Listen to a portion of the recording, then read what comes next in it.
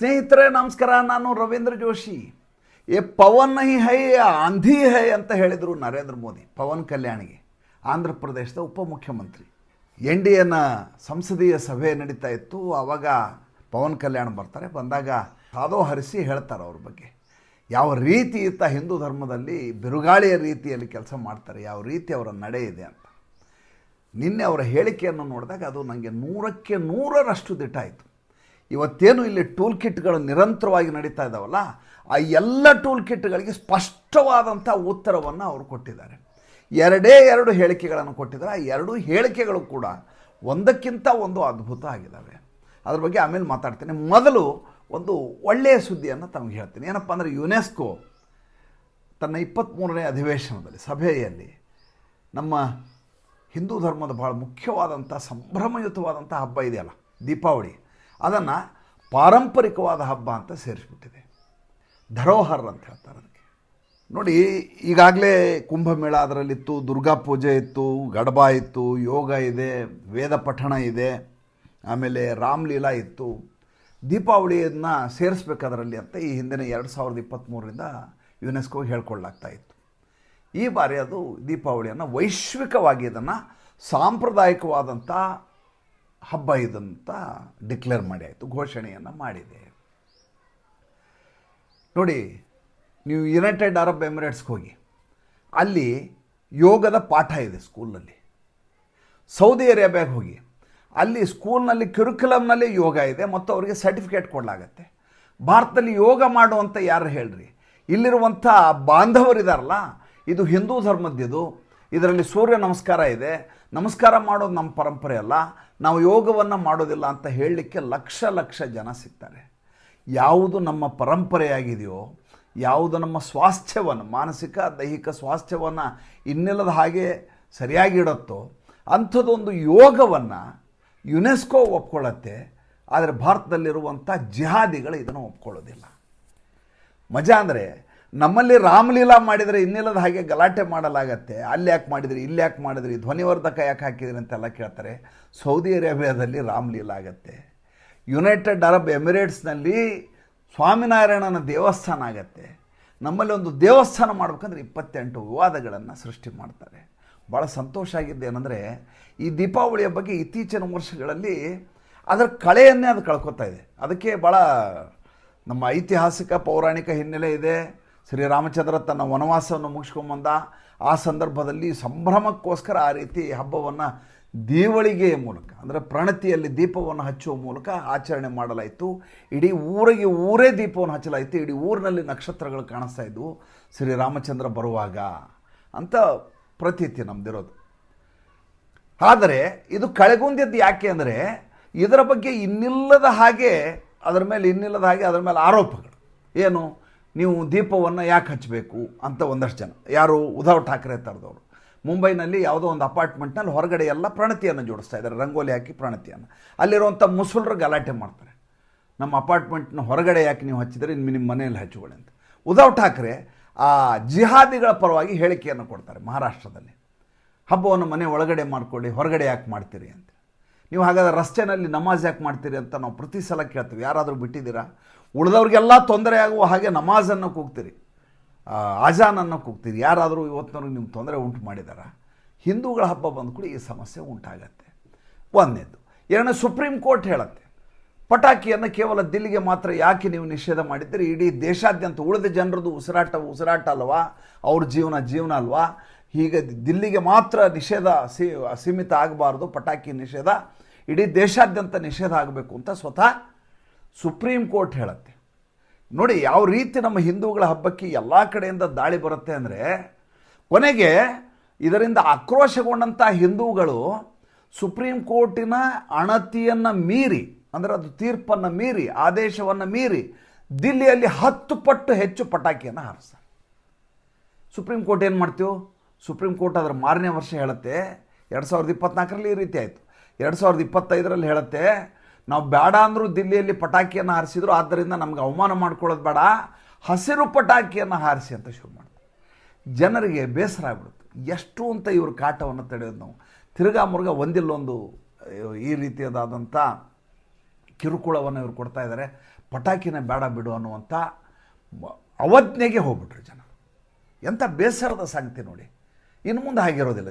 ಜಗತ್ತಿನ ಯಾವ ಭಾಗದಲ್ಲಿ ಬೇಕಾದರೂ ಕೂಡ ಪಟಾಕಿಯನ್ನು ಹಾರಿಸುವಂಥ ವ್ಯವಸ್ಥೆ ಶುರುವಾಗತ್ತೆ. ವಾಯುಮಾಲಿನ್ಯ ಕೇವಲ ದೀಪಾವಳಿ ಹಬ್ಬಕ್ಕೆ ಮಾತ್ರ ಆಗತ್ತೆ. ಕ್ರಿಸ್ಮಸ್ ಟೈಮಲ್ಲಿ ಆಗಲ್ಲ, ನ್ಯೂ ಇಯರ್ ಟೈಮಲ್ಲಿ ಆಗಲ್ಲ, ಕ್ರಿಕೆಟ್ನಲ್ಲಿ ಗೆದ್ದಾಗ ಪಟಾಕಿ ಹೊಡೆದ್ರೆ ಆಗಲ್ಲ.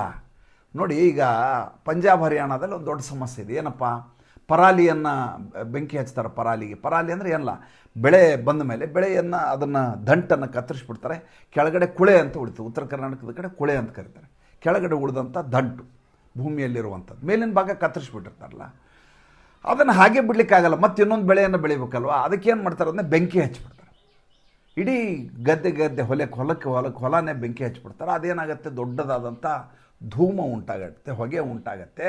ಅದು ವಾಯು ಮಾಲಿನ್ಯ ಉಂಟು ಮಾಡುತ್ತೆ ಅಂತ ಈ ಪರಿಸರವಾದಿಗಳ ಅಂಬೋಣ. ಇದನ್ನು ಸ್ಯಾಟಲೈಟ್ ಕೂಡ, ನಾಸಾದವರು ಸ್ಯಾಟಲೈಟ್ ಮೂಲಕ ಅದನ್ನು ಸೆರೆ ಹಿಡಿದು ಅದರ ಚಿತ್ರಗಳನ್ನು ತೋರಿಸ್ತಾರೆ, ಎಷ್ಟು ಪರ್ಸೆಂಟು ವಾಯು ಮಾಲಿನ್ಯ ಆಗಿದೆ ಅಂತ ಪ್ರತಿ ದಿವಸ. ಈಗ ಪಂಜಾಬ್ ಹರಿಯಾಣದ ರೈತರು ಸ್ವಲ್ಪ ಶಾಣ್ಯಾರಾಗಿದ್ದಾರೆ. ಅವ್ರು ಏನು ಮಾಡ್ತಾ ಇದ್ದಾರೆ ಅಂದರೆ, ಬೆಳಗ್ಗೆ 10ರಿಂದ ಮಧ್ಯಾಹ್ನ 1:30ವರೆಗೂ ಈ ಸ್ಯಾಟಲೈಟು ಆ ಭಾಗದಲ್ಲಿ ಚಿತ್ರಿಸ್ತಂತೆ, ಸೆರೆ ಹಿಡಿಯುತ್ತೆ. ಅದಕ್ಕೇನು ಮಾಡ್ತಾರೆ ಈ ಪಂಜಾಬಿ ರೈತರು, ಹರಿಯಾಣ ರೈತರು, ಆ ಟೈಮ್ನಲ್ಲಿ ಕುಳೆಗೆ ಬೆಂಕಿನ ಹಚ್ಚಲ್ಲ ಪರಾಲಿಗೆ. ಮಧ್ಯಾಹ್ನ 3 ಗಂಟೆ ಮೇಲೆ ಎಲ್ಲ ನಿಮ್ಮದೆಲ್ಲ ಚಿತ್ರ ಎಂತ ಕೂತಿರು ತಗೊಳ್ರಪ್ಪ, ಅದಾದಮೇಲೆ ನಾವು ತೆಗಿತೀವಿ ಅಂತ. ಮೊದಲನೇದಾಗಿ ವಾಯು ಮಾಲಿನ್ಯ ಅನ್ನೋದು, ಆಮೇಲೆ ಈ ಮಾನವ ಹಕ್ಕು ಅನ್ನೋದು, ಸಂವಿಧಾನ ಅನ್ನೋದು, ಪ್ರಜಾಪ್ರಭುತ್ವ ಅನ್ನೋದು, ಇವೆಲ್ಲ ಕೂಡ ಟೂಲ್ ಕಿಟ್ಗಳಿವು. ಇದ್ರ ಹಿಂದೆ ಉದ್ದೇಶನೇ ಬೇರೆ ಇರುತ್ತೆ. ಇದ್ರ ಹಿಂದೆ ಉದ್ದೇಶ ಹಿಂದೂ ಧರ್ಮದ ಆಚರಣೆ ನಿಂತು ಹೋಗಬೇಕು, ಅಥವಾ ಈಗಿರೋ ಸರ್ಕಾರಕ್ಕೆ ಅವಮಾನ ಆಗಬೇಕು. ನೋಡಿ, ಈ ಬಾರಿ ಸಂಸತ್ ಅಧಿವೇಶನ ನಡೀತಾ ಇತ್ತು. 1-2-3 ಜನ ಸಂಸತ್ ಸದಸ್ಯರು ಗ್ಯಾಸ್ ಆಕ್ಸಿಜನ್ ಮಾಸ್ಕ್ ಹಿಡ್ಕೊಂಡು ಸಂಸತ್ತಿಗೆ ಬಂದರು. ಇಷ್ಟು ದಿವಸ ಇವರೆಲ್ಲ ಹೆಂಗೆ ಬದುಕಿದ್ರು ಹಾಗಾದರೆ? ಭಾರತೀಯ ಜನತಾ ಪಾರ್ಟಿ ಸರ್ಕಾರ ಬಂದಾಗಲೇ ವಾಯು ಮಾಲಿನ್ಯ ಜಾಸ್ತಿ ಆಯಿತು. 15 ವರ್ಷಗಟ್ಟಲೆ ಆಗ್ತಾ ಇದ್ನಲ್ಲ, ಅವಾಗ 13 ವರ್ಷ. ಯಾರು? ಅರವಿಂದ್ ಕೇಜ್ರಿವಾಲ್. ಅವಾಗ ವಾಯು ಮಾಲಿನ್ಯ ಆಗಲಿಲ್ಲ. ಅವಾಗ ಯಾರು ಅದರ ಬಗ್ಗೆ ತಂಟೆ ತಕರಾರಿಲ್ಲ, ಸಂಸತ್ನಲ್ಲಿ ಚರ್ಚೆ ಇಲ್ಲ, ಏನಿಲ್ಲ. ಯಾವಾಗ ನರೇಂದ್ರ ಮೋದಿ ಅವರು ಬರ್ತಾರೆ, ಯಾವಾಗ ಭಾರತೀಯ ಜನತಾ ಪಾರ್ಟಿ ಸರ್ಕಾರ ದಿಲ್ಲಿಯಲ್ಲಿ ಬರುತ್ತೋ, ಅವಾಗ ಇದ್ದಕ್ಕಿದ್ದ ಹಾಗೆ ಪ್ರದೂಷಣೆ ಶುರುವಾಗುತ್ತೆ, ವಾಯು ಮಾಲಿನ್ಯ ಶುರುವಾಗುತ್ತೆ. ಅದನ್ನು ದೊಡ್ಡದಾಗಿ ಬಿಂಬಿಸುವ ಕೆಲಸ ಆಗುತ್ತೆ. ಗ್ರೇಟಾ ಥನ್ಬರ್ಗ್ ಥರದವರು ಇದ್ರ ಬಗ್ಗೆ ಮಾತಾಡ್ಲಿಕ್ಕೆ ಶುರು ಮಾಡ್ತಾರೆ. ಸರ್ಕಾರ ಏನು ಕ್ರಮ ಕೈಗೊಳ್ಳುತ್ತೆ ಅಲ್ಲ, ಹೊಣೆಗೇಡಿ ಸರ್ಕಾರ ಅಂತ ಅದಕ್ಕೆ ಪಟ್ಟ ಕಟ್ಟಲಾಗತ್ತೆ. ಭಾರತ ದೇಶ ವಾಯು ಮಾಲಿನ್ಯದಲ್ಲಿ 2ನೇ ಸ್ಥಾನ 3ನೇ ಸ್ಥಾನ ಅಂತ ಪಟ್ಟಿಯನ್ನು ಮಾಡಲಾಗತ್ತೆ. ಅದೇ ರೀತಿ ಈ ಮಾನವ ಹಕ್ಕು, ಎಲ್ಲ ಕಡೆ ಏನೇನು ಮಾಡಬೇಕು ಎಲ್ಲ ಅಪಸವ್ಯಗಳು ನಡೀತಾ ಇರ್ತವೆ. ಆದರೆ ಯಾವಾಗ ಅಪರಾಧಿಗಳನ್ನು ಹಿಡಿದು ಒಳಗೆ ಹಾಕುವ ಸಂದರ್ಭ ಬರುತ್ತೋ, ಯಾವಾಗ ಇವರು ಹೊರಗಡೆ ಇದ್ದರೆ ದೇಶಕ್ಕೆ ಅಪಾಯಕಾರಿ ಅಂತ ಗೊತ್ತಾಗುತ್ತೋ, ಅವಾಗ ಮಾನವ ಹಕ್ಕು ಅಂತ ಪಟ್ಟಿಯನ್ನು ಹಿಡ್ಕೊಂಬರೋದು. ಎಂಥ ವಿಚಿತ್ರ ನೋಡಿ. ಈ 3ನೇದು ಇನ್ನೊಂದು ಇವರ ನಡೆ ಹೇಗೆ ಅಂತ, ಪ್ರಜಾಪ್ರಭುತ್ವ ವಿರೋಧಿ ಅನ್ನೋದು, ಪ್ರಜಾಪ್ರಭುತ್ವ ಸಂಕಷ್ಟದಲ್ಲಿದೆ ಅನ್ನೋದು, ಸಂವಿಧಾನದ ವಿರುದ್ಧವಾಗಿ ಮಾಡ್ತಾ ಇದ್ದಾರೆ ಅನ್ನೋದು ಹೇಗೆ ಅಂದರೆ, ನೋಡಿ, ನಮ್ಮ ನ್ಯಾಯಾಲಯಗಳು ಸಂವಿಧಾನಬದ್ಧವಾಗಿ ಇರುವಂಥ ನ್ಯಾಯಾಂಗ ವ್ಯವಸ್ಥೆ ಇದು. ನಿಮಗೆ ಗೊತ್ತು, ನ್ಯಾಯಾಂಗ, ಕಾರ್ಯಾಂಗ, ಶಾಸಕಾಂಗ ಅಂತಿದಾವಪ್ಪ. ನ್ಯಾಯಾಂಗದಲ್ಲಿ ಬಂದಂಥ ತೀರ್ಪನ್ನು ನಾವು ಕಣ್ಣಿಗೆ ಹಚ್ಚಿಕೊಂಡು ಒಪ್ಕೋಬೇಕು, ಇಲ್ಲ ಅಪೀಲ್ ಹೋಗ್ಬೇಕು. ನಮಗಿರೋದು 2 ದಾರಿ. ನೀವು ಅದನ್ನು ವಿರೋಧಿಸುವ ಹಾಗಿಲ್ಲ, ಕರೆಕ್ಟಾ? ಈಗ ಶಬರಿಮಲೆಯಲ್ಲಿ ಮಹಿಳೆಯರು ಒಳಗಡೆ ಹೋಗಬಾರ್ದು ಅಂತ ನಮ್ಮದು ಪ್ರತೀತಿ, ಅದು ನಮ್ಮ ಧರ್ಮದ ಪದ್ಧತಿ ಆಗಿದೆಯಪ್ಪ. ಯಾವುದೋ ಗುರುವಾಯೂರು ದೇವಸ್ಥಾನಕ್ಕೆ ಹೋದಾಗ ಬೇರೆಯವ್ರನ್ನ ಬಿಡಲ್ಲ ಅಂತಾರೆ, ಇತರ ಧರ್ಮೀಯರನ್ನ ಬಿಡಲ್ಲ ಅಂತ. ಅಲ್ಲಿಯ ಪದ್ಧತಿ ಅದು, ನಾವು ಅದನ್ನ ಒಪ್ಕೋಬೇಕು. ಯಾಕಂದ್ರೆ ಅಲ್ಲಿ ಶತಶತಮಾನಗಳಿಂದ ನಡ್ಕೊಂಡ್ಬಂದಿರುವಂಥ ಪದ್ಧತಿ ಅದು. ಜೇಸುದಾಸನೇ ಒಳಗೆ ಬಿಟ್ಟಿರಲಿಲ್ಲ ಅಲ್ಲಿ, ಆಯಿತಾ? ನೇಪಾಳದಲ್ಲಿ ಪಶುಪತಿನಾಥ್ ದೇವಸ್ಥಾನದಲ್ಲಿ ಸೋನಿಯಾ ಗಾಂಧಿನ ಒಳಗೆ ಬಿಡಲ್ಲ ಅಂದ್ರೆ, ನೀವು ಪರದೇಶಿ, ನಿನ್ನ ಒಳಗೆ ಬಿಡಲ್ಲ ಅಂದ್ರೆ, ವಿದೇಶಿ ಅನ್ಬೋದು. ಆಕೆ ಅದಾದಮೇಲೆ ನೇಪಾಳವನ್ನೇ ಪ್ರತಿಬಂಧಿಸುವಂತೆ ರಾಜೀವ್ ಗಾಂಧಿ ಮೇಲೆ ಒತ್ತಡ ಹಾಕಿದ್ರು. ಇವತ್ತು ನೇಪಾಳ ಭಾರತದ ಪರಿಸ್ಥಿತಿ ಇಷ್ಟು ಹದಗೆಟ್ಟು ಹೋಗಲಿಕ್ಕೆ, ಅಲ್ಲಿ ಕಮ್ಯುನಿಸ್ಟ್ ಬಂದು ಕೂತ್ಕೊಳ್ಳಿಕ್ಕೆ, ಮಾವೋ ಶಕ್ತಿಗಳು ಅಲ್ಲಿ ವಿಜೃಂಭಿಸಲಿಕ್ಕೆ ಕಾರಣನೇ ಸೋನಿಯಾ ಗಾಂಧಿ. ಹಾಗೆ ಶಬರಿಮಲೆ ದೇವಸ್ಥಾನದಲ್ಲಿ ಮಹಿಳೆಯರಿಗೆ ಅವಕಾಶ ಇಲ್ಲ ಅಂತಿದೆ. ಈಗ ಮಸೀದಿ ಒಳಗೆ ಮಹಿಳೆಯರಿಗೆ ಅವಕಾಶ ಇಲ್ಲ. ಯಾರಾದರೂ ಪ್ರಶ್ನೆ ಮಾಡಿದ್ದೀರಾ? ಬಿಡಲ್ಲ ಅಷ್ಟೇ. ನಮ್ಮ ಧರ್ಮ ಹಂಗೆ ಹೇಳುತ್ತೆ, ನಾವು ಹೆಣ್ಮಕ್ಳಿಗೆ ಬಿಡಲ್ಲ. ದರ್ಗಾಗೆ ಬೇಕಾದ್ರೆ ಹೋಗಿ, ಮಜಾರ್ಗೆ ಬೇಕಾದ್ರೆ ಹೋಗಿ, ಮಸೀದಿ ಒಳಗೆ ಬಿಡಲ್ಲ. ಶಬರಿಮಲೆ ಬಗ್ಗೆ ಮಹಿಳೆಯರಿಗೆ ಬಿಡ್ರಿ ಅಂತ ಸುಪ್ರೀಂ ಕೋರ್ಟ್ ಹೇಳ್ತು. ನಾವು ಹಿಂದೂಗಳು ಏನು ಮಾಡಿದ್ವಿ? ವಿರೋಧಿಸಲಿಲ್ಲ, ಬೀದಿಗಿಳಿದು ಹೋರಾಟ ಮಾಡಲಿಲ್ಲ. ನಾವು ಆ ರೀತಿ ಒಳಗಡೆ ಹೆಣ್ಮಕ್ಳು ಬಿಡಲ್ಲ ಅಂತ ಬಂದವರಿಗೆಲ್ಲ ಹೊಡಿಲಿಕ್ಕೆ ಹೋಗಲಿಲ್ಲ. ನಾವು ಕಾನೂನಿಗೆ ಬದ್ಧರಾಗಿ ತಲೆ ಬಾಗಿಸ್ಕೊಂಡು ಒಪ್ಕೊಂಡ್ವಿ. ಆದರೆ ತಮಿಳುನಾಡಿನ ಮಧುರೈ ಬಳಿ ಇರುವಂಥ 1,500 ವರ್ಷಗಳ ಹಳೆಯದಷ್ಟು ಮುರುಗನ್ ಟೆಂಪಲ್ನಲ್ಲಿ ದೀಪಸ್ತಂಭದಲ್ಲಿ ದೀಪತ್ತನ್ನು ಹಚ್ತೇನೆ, ಬೆಟ್ಟದ ಮೇಲೆ ಒಂದು ದೀಪ ಹಚ್ತೇನೆ ಅಂದದ್ದಕ್ಕೆ ಹಚ್ಚು ಅಂತ ಜಡ್ಜ್ ಹೇಳಿದರು, ಜಸ್ಟಿಸ್ ಸ್ವಾಮಿನಾಥನ್. ಅದರ ವಿರುದ್ಧ ಇವರು ಮಹಾಭಿಯೋಗ ಮಾಡೋದು, ಇಂಪೀಚ್ಮೆಂಟ್, ವಾಗ್ದಂಡನೆ, ಆತನನ್ನು ಸಸ್ಪೆಂಡ್ ಮಾಡಿ, ಆತನನ್ನು ಕೆಲಸದಿಂದ ಉಚ್ಚಾಟನೆ ಮಾಡಿ ಅಂತ 120 ಜನ MP ಗಳು ಪತ್ರವನ್ನು ಕೊಡ್ತಾರೆ ಓಂ ಪ್ರಕಾಶ್ ಬಿರ್ಲಾ ಅವ್ರಿಗೆ. ಅಂದರೆ ಸಂವಿಧಾನದ ವಿರುದ್ಧವಾಗಿ ಸಂವಿಧಾನವನ್ನು ಎತ್ತಿಕಟ್ಟೋದು. ಇದನ್ನು ಇವರು ಹೇಳಿದ್ದು, ಪವನ್ ಕಲ್ಯಾಣ್ ಅವ್ರು ಹೇಳಿದ್ದು. ಪವನ್ ಕಲ್ಯಾಣ್ 2 ಮಾತು ಹೇಳಿದರು. ಒಂದು ಏನು ಮೊದಲೇದಾಗಿ ಹೇಳಿದ್ರು, ಸಂವಿಧಾನವನ್ನು ಅಸ್ತ್ರವನ್ನಾಗಿ ಬಳಸಲಾಗ್ತಾ ಇದೆ ಭಾರತ ದೇಶದಲ್ಲಿ ಅಂತ. ನೋಡಿ, ಎಲ್ಲ ಪ್ರಶ್ನೆಗಳಿಗೆ ಉತ್ತರ ಅದು ಒಂದೇ ಲೈನಲ್ಲಿದೆ. ರಾಹುಲ್ ಗಾಂಧಿ ಜೇಬಲ್ಲಿ ಇಟ್ಕೊಂಡು ಒಂದು ಪುಸ್ತಕ ತಗೊಂಡು ಓಡಾಡ್ತಾರಲ್ಲ, ಪುಸ್ತಕ ಒಳಗಡೆ ಏನಿಲ್ಲ ಅಂತ ಇತ್ತೀಚೆಗೆ ಪ್ರೂವ್ ಆಯ್ತು, ಅದು ರುಜುವಾತಾಯಿತು. ಆದರೆ ಹೋದಲ್ಲೆಲ್ಲ ಸಂವಿಧಾನ ಅಸ್ತ್ರ. ಅದು ಸಂವಿಧಾನ ಏನು ಗಂಡಾಂತರದಲ್ಲಿಲ್ಲ, ಸಂವಿಧಾನ ಬಿಟ್ಟು ಭಾರತ ದೇಶ ನಡೀತಾ ಇಲ್ಲ, ಎಲ್ಲ ಸರಿ. ಆದರೆ ಆ ರೀತಿ ಪ್ರೊಪಗಂಡ ಮಾಡೋದು ರಾಹುಲ್ ಗಾಂಧಿ ಮತ್ತು ಈ ರೀತಿಯ ವಿಪಕ್ಷಗಳೆಲ್ಲ. ಆದರೆ ಸಂವಿಧಾನಬದ್ಧವಾದಂಥ ನ್ಯಾಯಾಂಗ ವ್ಯವಸ್ಥೆಯ ಜಡ್ಜ್ಮೆಂಟ್ ಕೊಟ್ಟಾಗ ಆ ಜಡ್ಜ್ಮೆಂಟಿನ ವಿರುದ್ಧವಾಗಿ ಸಂವಿಧಾನಬದ್ಧವಾದಂಥ ತೀರ್ಪನ್ನು ಮತ್ತೆ ಸಂವಿಧಾನವನ್ನು ಅಸ್ತ್ರವಾಗಿ ಬಳಸಿ ಮಹಾಭಿಯೋಗ ತರೋದು. ನೋಡಿ, ಸಿಂಗಲ್ ಬೆಂಚ್ನಲ್ಲಿ RG ಸ್ವಾಮಿನಾಥನ್ ಅವ್ರು ಕೊಟ್ಟಂಥ ಜಡ್ಜ್ಮೆಂಟ್ ಅದು, ಮದುರೈ ಬೆಂಚಲ್ಲಿ, ಮಡ್ರಾಸ್ ಹೈಕೋರ್ಟಲ್ಲಿ. ಅದನ್ನು ಅಪೀಲ್ ಹೋಗಲಾಯಿತು, ಡಿವಿಷನ್ ಬೆಂಚು. ಅವ್ರ ಮೇಲೆ ಯಾಕೆ ಮಹಾಭಿಯೋಗ ತರೋದಿಲ್ಲ?